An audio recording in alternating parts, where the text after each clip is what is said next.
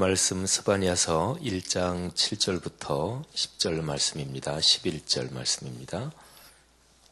스바냐서 1장 7절부터 11절 말씀.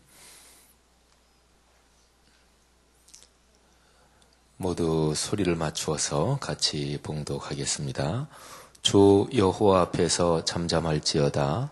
이는 여호와의 날이 가까웠으므로 여호와께서 희생을 준비하고 그가 청할 자들을 구별하였음이니라.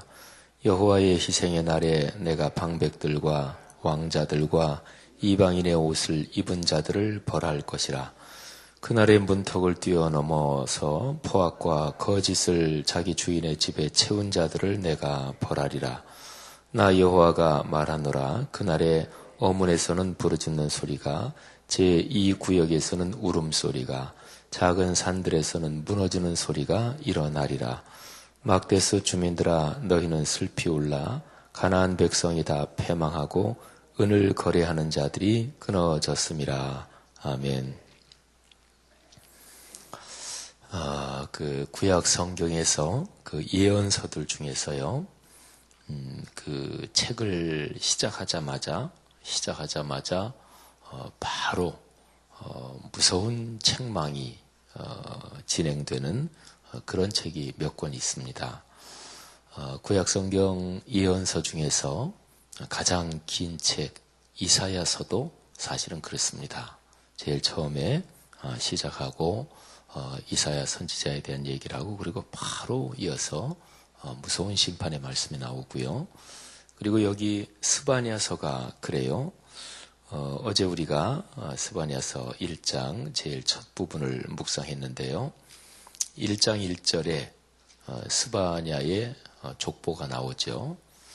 고조 할아버지 히스기야 왕, 그래서 4대 족보가 나오고, 그리고서 바로 2절부터 내가 진멸하리라, 이런 말씀이 계속 이어져요. 3장 끝까지 다 그래요. 중간중간에 소망의 말씀이 몇 군데 있습니다. 근데 그게 이제 스바냐서를 읽는 아주 그 핵심이 되는 그런 구절이지요. 하나님의 최종의 목표는, 그리고 하나님께서 우리에게 말씀을 주실 때 최종 목적이 멸망이다, 그런 거는 없습니다. 하나님은 언제나 우리를 구원하시기를 원하십니다. 또 우리에게 복 주시기를 원하십니다. 그리고 끝까지 기다리셔요. 끝까지 기회를 주십니다. 그래서 여기 스바냐서 여기에도 보면 하나님 앞에 기도하고, 특별히 스바냐서에서는 교만과 겸손이 대비돼서 나타납니다. 그래서 겸손히 주님을 구하면 하나님의 심판이 아직 진행되기 전이면 그러면 기회가 있다, 이렇게 권면을 하죠. 스바냐서 1장을 이제 그제 이렇게 묵상하면서 신약 성경에서 갈라디아서가 생각이 났습니다. 신약 성경 가운데 갈라디아서, 신약 성경에는 편지들이 한 10몇 개가 되거든요. 근데 그 편지들이 대부분 다 사도 바울이 쓴 것입니다. 그런데 신약 성경에 나오는 편지들 중에서, 편지니까 제일 앞에는 인사말이 있을 거 아니겠어요? 또 편지를 누가 쓴다, 누구한테 편지를 보낸다, 이 편지를 쓰는 사람, 그리고 수신인, 그런 게 이제 편지니까 제일 앞에 나오죠. 근데 신약 성경 편지 중에서 제일 앞에 인사말 쓰자마자, 끝나자마자 바로 아주 심하게 책망하는 말, 그게 이어지는 편지가 바로 갈라디아서입니다. 근데 이제 스바냐서하고 갈라디아서가, 스바냐서도 1장 1절에 이 예언자, 선지자 스바냐의 족보 얘기하자마자 바로 진멸시킨다, 몽땅 내가 심판한다, 그 말이 계속해서 이어지잖아요. 갈라디아서에서도 제일 처음에 사도 바울이 편지를 쓴다, 그 얘기 끝나자마자 아주 무서운 책망의 말씀이 나옵니다. 근데 그 구조만 똑같은 게 아니라 그 내용이 또 그렇습니다. 갈라디아서에서 바울이 왜 그렇게 화를 내고 또는 막 거룩한 분노를 쏟아내는가? 그거는 사도 바울이 거기서 얘기하는데 다른 복음을 전하면 저주를 받을지어다. 이런 표현이 갈라디아서에서 아주 중요합니다.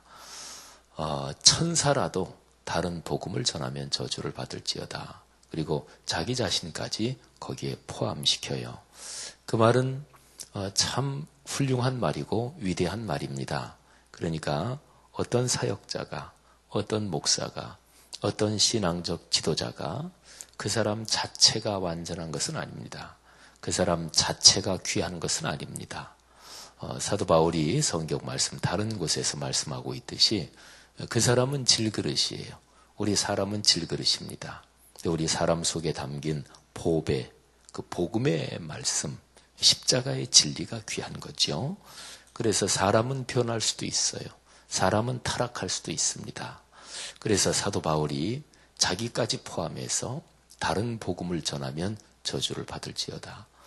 너희가 십자가의 복음의 진리를 받고 이처럼 신속하게 다른 복음을 쫓는 게 내가 도무지 이해가 가지 않는다.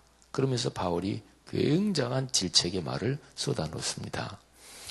근데 여기 스바냐서에서도요, 책망하고 무섭게 하나님의 진노를 전하는 이유가 스바냐서를 가만히 읽어보면 근본적으로는 하나입니다. 그거는 우상을 숭배하고 하나님을 버렸다. 그런 것입니다. 그리고 스바냐서에서 아까 말씀드린 대로 교만, 이게 아주 중요하게 책망의 이유로 얘기하거든요. 근데 이 교만이라는 것은 모든 죄악의 뿌리가 교만입니다. 그리고 우상 숭배가 교만하고 연결이 되어 있습니다. 근본적으로 하나님 앞에서는 우리가 겸손해야 예배할 수 있어요. 형식적으로 예배하는 거 말고요. 참으로 하나님께 예배하는 것은 겸손해야 예배할 수 있습니다. 겸손은 근본적으로 사람이 자기 자신이 피조된 존재다, 피조물이다, 이것을 인정하고 깨닫는 것, 이게 겸손의 근본입니다. 근데 자기 자신이 피조물이다, 이거를 잊어버리면 창조주를 인정하지 않는 거지요. 가장 근본적인 교만은 바로 또 그것입니다. 창조의 주권자를 인정하지 않는 거예요. 그러니까 무슨 예배를 하겠어요? 그래서 우리 기독교 지도자들이 또 구약 성경에서 거듭해서 반복해서 늘 나오는 메시지가 우상 숭배 그러면 언제나 교만을 얘기하고요. 그리고 이스라엘 백성들, 그러니까 이스라엘 백성들한테 하나님이 진노하시면 언제나 그 내용은 중심으로 들어가면 말씀을 떠났다. 말씀대로 살지 않는다. 이것이거든요. 근데 하나님을 알지 못하는 이방 민족들을 심판할 때 그때는 거의 대부분이 교만이란 얘기가 나와요.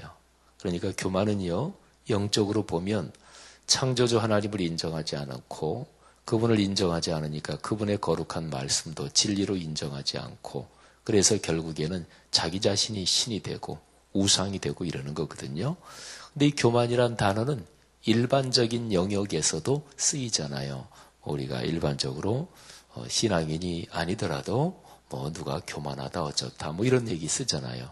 그러니까 이거는 기본적인 인간의 양심으로 예수를 안 믿어도 하나님을 알지 못해도 하나님의 형상으로 주신 양심이라는 게 사람 안에 있잖아요. 그러니까 가장 기본적인 양심, 인륜, 도덕 이런 거에 근거해서 교만을 얘기할 수 있거든요. 그래서 구약 성경에 보면 이스라엘 백성이 아닌 다른 민족을 하나님이 심판할 때 그때는 언제나 하나님이 책망하시는 게 그런 건들이에요. 양심을 저버리는 거, 인륜, 도덕에 어긋나는 거, 그러니까 인신매매라든지 다른 사람이 안 될 때 고소하게 생각하고 그 기회를 틈타서 자기 이익을 챙기는 거, 이런 게 꼭 지적이 돼요. 그런 거를 뭉뚱그려서 교만이라고 얘기할 수 있습니다. 여러분, 구약에서 스바냐서에서 대표적으로 보이는 이거하고 신약 갈라디아서에서 보이는 그거는 사실은 일맥상통하는 거죠.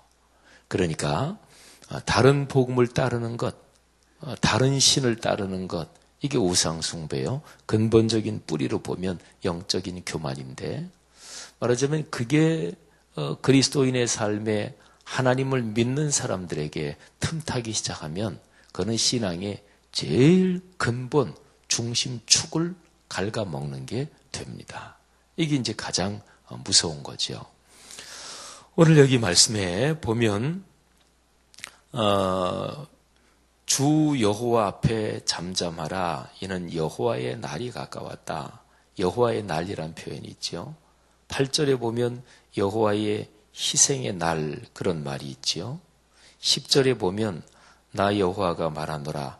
그 날에, 그 날이라는 말이 있지요. 여호와의 날, 그리고 여호와의 희생의 날, 그 날, 이거는 다 같은 거를 지칭하는 거죠. 그러니까 하나님의 심판이, 그리고 하나님의 무서운 벌이 내리는 바로 그 날입니다.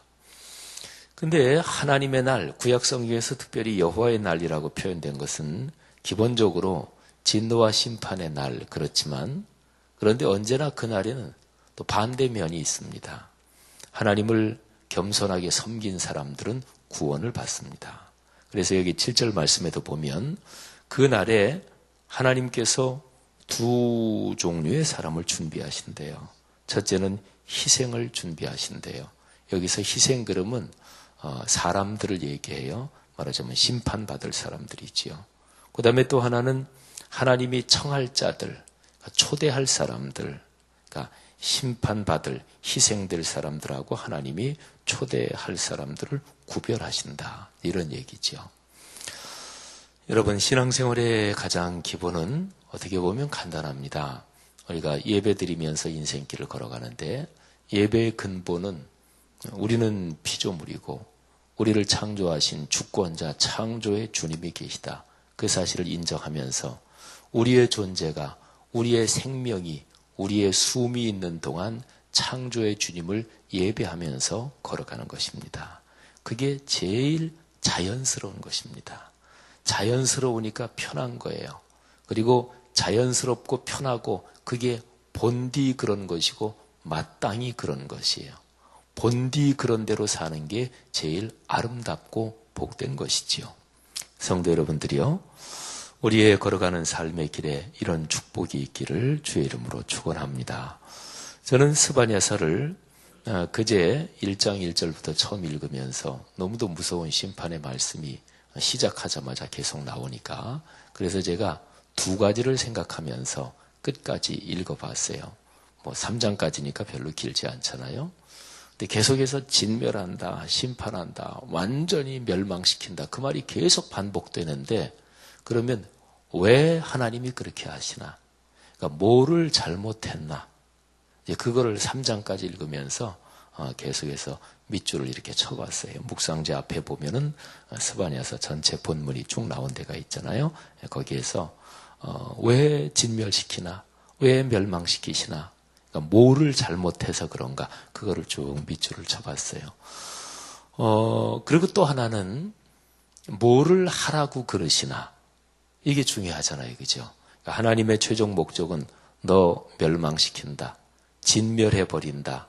이게 마지막 말씀이 아니니까 마지막 말씀은 구원하시고 회복시키시고 치유하신다는 거니까. 그러니까 언제나 성경에서 심판의 말씀이 나오는 그런 본문을 읽을 때는요, 그 앞이나 뒤를 이렇게 보면서 그러면 어떻게 하라고 그러시나? 이제 그거를 주목해 봐야 됩니다. 예를 들어서 회개하라고 그러시는지, 성전으로 돌아오라 그러시는지, 모이라고 그러시는지, 하여튼 뭐 하라고 그러시는지, 하나님이 하라고 그러시는 거를 찾아야 되잖아요.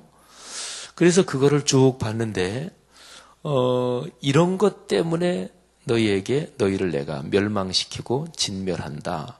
그런 거는 꽤 많이 나와요. 그리고 이렇게 해라. 구체적으로 그런 거는 그거는 한 서너 군데, 그렇게 많지 않아요. 근데 오늘 여기 말씀에도 이런 것 때문에 너희가 심판을 받고 멸망을 당하는 거다. 그런 게 여기에 나오지요. 3절, 4절 보세요. 여호와의 희생의 날에 하나님이 누구를 벌하십니까? 방백들, 왕자들, 이방인의 옷을 입은 자들. 그러니까 그 방백들, 왕자들, 특별히 이방인의 옷을 입은 자들, 이 표현에 보면 이런 것 때문에 내가 벌한다. 그런 게 여기에 들어있는 거잖아요. 방백이라는, 이건 지도자, 어떤 직책을 맡은 거예요. 직책을 맡은 것 자체가 잘못된 건 아니에요. 그죠? 또 그 사람이 왕자다. 왕자라는 신분 자체가 죄는 아니잖아요. 근데 여기서 문제는 뭐냐면 이방인의 옷을 입은 것. 이게 이제 문제입니다. 요거는요, 이방 풍속에 물들었다.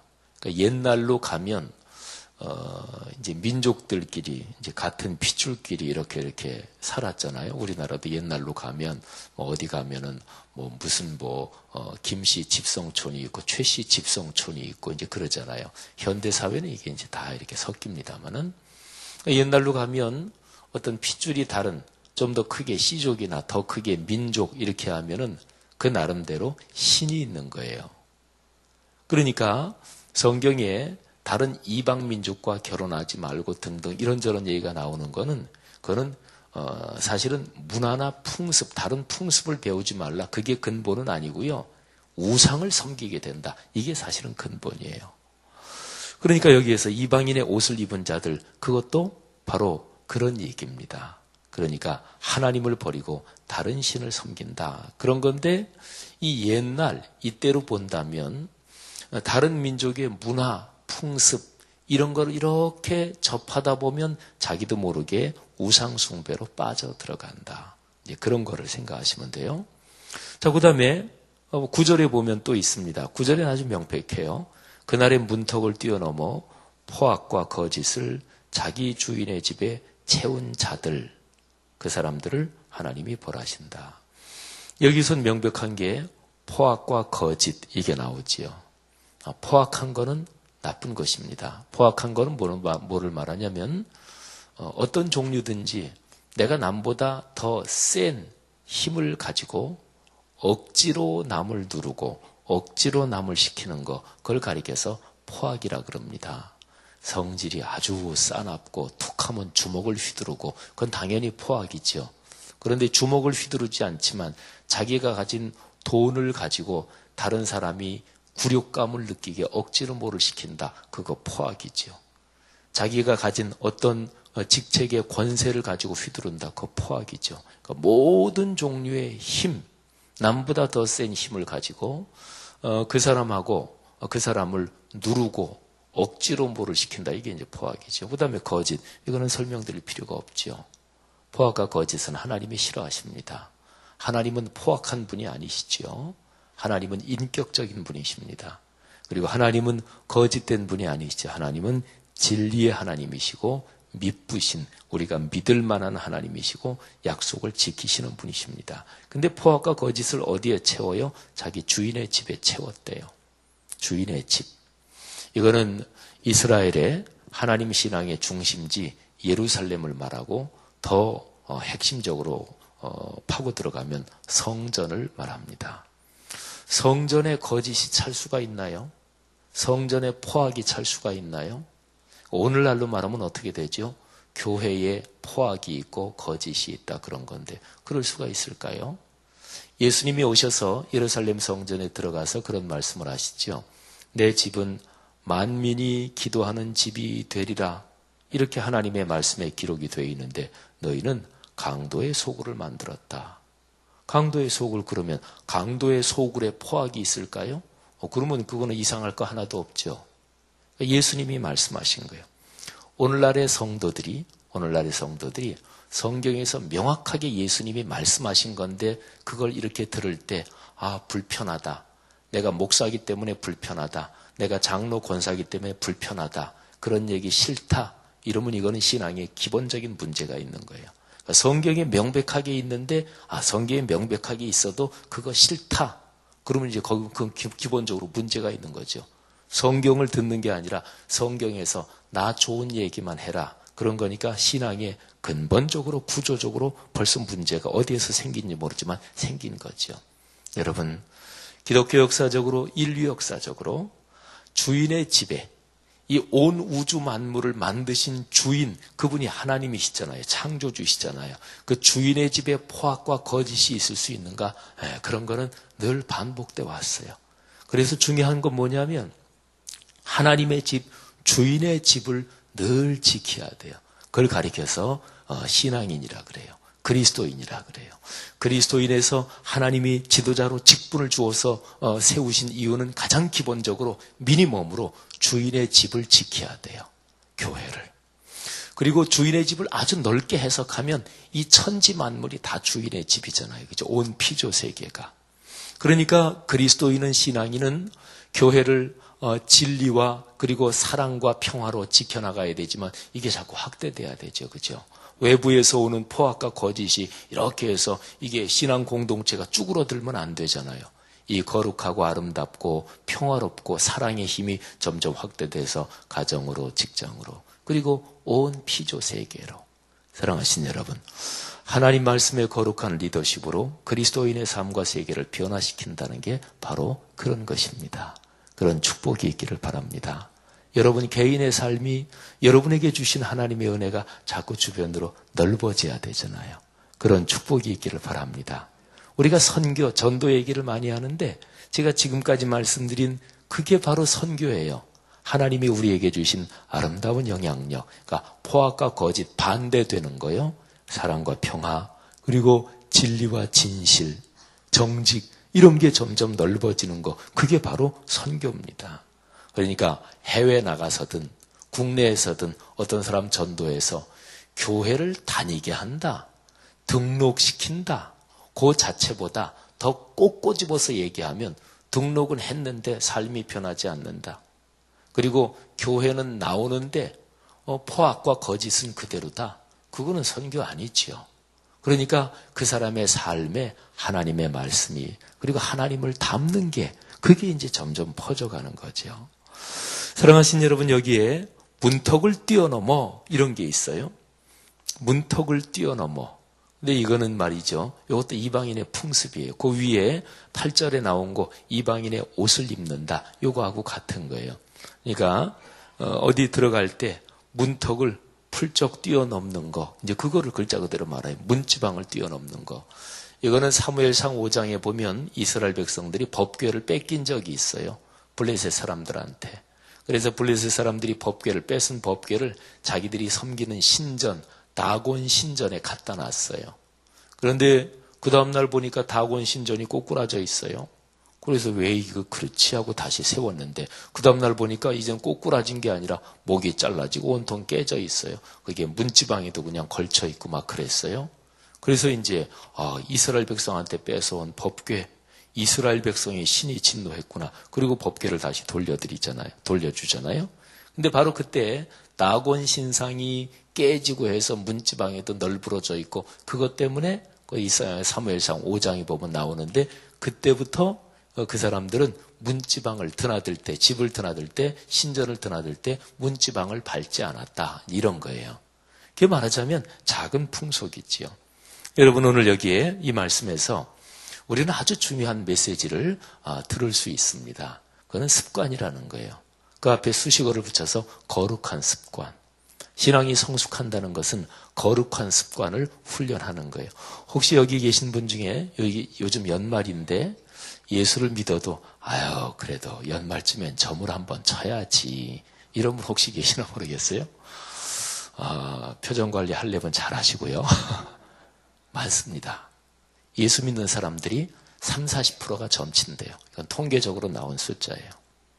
그러니까 그 점치는 사람들 중에서 진짜 점을 쳐야 돼 이렇게 하는 사람만 있는 건 물론 아니겠죠. 한번 해보고 또 옛날부터 내려온 풍습이니까 그래도 연말 정초되기 전에 내년 그 신수 한번 봐야지 이런 사람들이 있을 것입니다.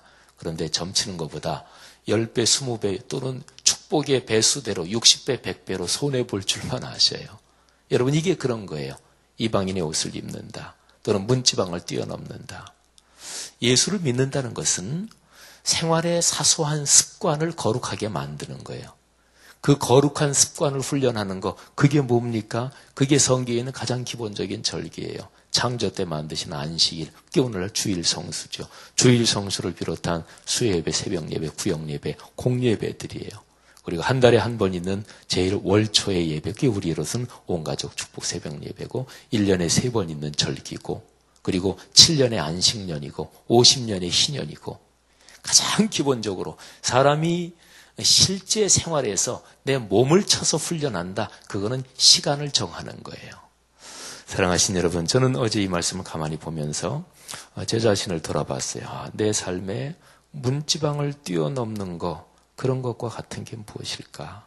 또 내 삶의 포악과 거짓에 해당되는 게 무엇일까? 이거를 가만히 생각하면서 그러면서 깨달은 게 그래. 그런 거를 물들지 않으려면 거룩한 습관을 훈련해야지 하는 생각을 다시 한 번 더 했습니다. 그리고 저는 2, 3일 전부터 정오 기도를 시작을 했고 내년도 우리 교회에서 다니엘 1.3 기도를 할 것입니다. 하루 3번 다니엘이 기도했잖아요. 그것처럼 우리 새벽 예배, 공예배론들이 있으니까 그리고 12시에 알람을 맞춰놓고 그리고 잠깐이라도 기도하고 제 휴대전화에 알람 12시 맞춰놨거든요. 근데 그게 정오 12시인지 오전 12시인지 오후 12시인지 그게 헷갈려서 11시 59분에 맞춰놨어요. 오전 11시 59분. 여러분 그래서 우리 교회가 내년에 하루 3번 기도하는 거. 전 교인이 다 교인들이 휴대전화 가진 거 딱 12시에 맞춰놓고 울리면 잠깐이라도 주님 말씀 삼은동 원색의 선교 주님 뜻대로 살게 하옵소서. 잠깐이라도 하나님 앞에 화살 기도라도 올리고 그리고 저녁 기도 1년 내내 쭉 늘 8시 40분부터 40분 동안 저녁 기도 늘 하고 우리의 삶 속에 거룩한 습관이 훈련되잖아요. 그런 게 복받는 지름길입니다. 유명한 책이 있지요. 성공하는 사람들의 7가지 습관. 그 책은 제가 가끔 몇 번 얘기했는데 그 책 내용을 안 읽어도 제목만 봐도 그 책이 뭔지 알 수 있습니다. 그러니까 성공하는 사람들은 습관을 가지고 있다는 거죠. 성공하는 사람인데 나쁜 습관 가지고 있을까요? 아니겠죠. 좋은 습관을 가지면 그 사람은 성공합니다. 그러니까 성공하는 사람들을 분석해 보니까 이런 7가지 공통 습관이 있더라 그런 거죠. 좋은 습관이 사람을 성공하게 하는데 거룩한 습관은 하나님을 닮게 하고 사람을 위대하게 성공하게 만드는 거죠. 말하자면 우리에게 그런 축복이 있기를 바랍니다. 또 이 새벽 예배 나오신 것도 우리가 늘 하나님 앞에 기도하는 또 하루의 첫 시간을 주님 앞에 바치는 그런 우리가 습관을 가지고 살아가는 거잖아요. 여러분에게 축복이 있을 것을 믿으시기를 바랍니다. 담대하시기를 바랍니다. 내일 거룩한 주일을 준비하는 오늘 하루 주의 큰 은혜가 우리 교회 모든 성도들의 가정에 넘치도록 풍성하기를 축원합니다. 기도하겠습니다. 하나님 아버지 은혜 감사합니다. 오늘 말씀 끌어안고 다시 한번 묵상하면서 하나님의 음성을 듣습니다. 하나님 우리의 삶, 인생길 다 걸어가도록 거룩한 습관을 훈련하고 하나님 앞에 겸허하게 예배하며 주께서 주시는 복과 그 아름다움 누리며 살아가게 하옵소서. 오늘 토요일입니다. 내일 주일을 준비하는 한날 복되게 하옵소서. 성도들의 가정에 해결되고 또 넘어야 될 것들, 풀어야 될 문제들 풀리게 하시고 넘게 하시고 해결되게 하옵소서. 믿음의 용기를 가지게 하옵소서. 큰 소망을 가지게 하옵소서. 희년에 하나님이 우리에게 주실 그 위대한 축복 넉넉하게 하실 줄 믿습니다. 예수님 이름으로 축복하며 기도 올립니다. 아멘. 귀한 말씀 전해주셔서 감사드립니다. 오늘 우리가 함께 나눌 공동기도문은 말씀 3 공동체입니다. 제가 먼저 읽도록 하겠습니다. 말씀과 삶이 어우러져야 참된 부흥이 일어나는 것을 믿습니다. 우리 허물과 연약함을 겸허하게 고백하며 말씀을 사모합니다. 진리의 말씀, 성경에 약속된 하나님의 부흥을 기다립니다.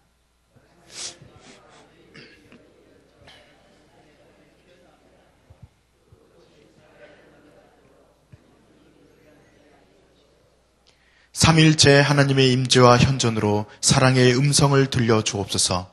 주님, 우리 공동체의 비전을 굳센 믿음으로 거듭하여 선포합니다. 하나님 말씀의 거룩한 리더십으로 그리스도인의 삶과 세계를 변화시킨다. 아멘. 함께 주기도문 하시겠습니다. 하늘에 계신 우리 아버지, 아버지의 이름을 거룩하게 하시며 아버지의 나라가 오게 하시며 아버지의 뜻이 하늘에서와 같이 땅에서도 이루어지게 하소서. 오늘 우리에게 일용할 양식을 주시고 우리가 우리 사람을 용서하여 준 것 같이 우리 죄를 용서하여 주시고 우리를 시험에 빠지지 않게 하시고 악에서 구하소서. 나라와 권능과 영광이 영원히 아버지의 것입니다. 아멘. 이 시간 다음과 같은 기도의 제목으로 함께 기도드리겠습니다. 지금 들은 말씀이 내 삶으로 이어질 수 있도록 기도하시기 바랍니다. 전도 대상자들을 품고 기도할 때 전도의 열매를 맺게 하여 주시옵소서. 오늘 있을 2014년도 선교 미션센터 모임을 통해 선교의 열정이 우리 교회에 더해질 수 있도록 주님 인도하여 주시옵소서. 한국교회의 리더들이 하나님을 두려워하게 하시고 높은 도덕성과 거룩한 습관을 가질 수 있도록 인도하여 주시옵소서. 우리 이 기도의 제목과 각자의 기도 제목을 따라 기도하시다가 자유롭게 돌아가시기 바랍니다. 함께 기도합니다. 하나님 감사합니다. 주님, 이 시대에 아버지 하나님께서 우리에게 주신 귀한 사명, 말씀이 사명되게 하는 이 사명이 우리의 삶 가운데 아버지 하나님 온전히 소유될 수 있도록 하여 주시옵소서. 아버지 하나님 거룩한 습관을 조차 아버지 하나님 기도하게 하시고 거룩한 습관을 조차 아버지 하나님 우리가 하나님께서 마음 쓰지 않도록 인도하시고 아버지 하나님 우리가 아버지 하나님 배려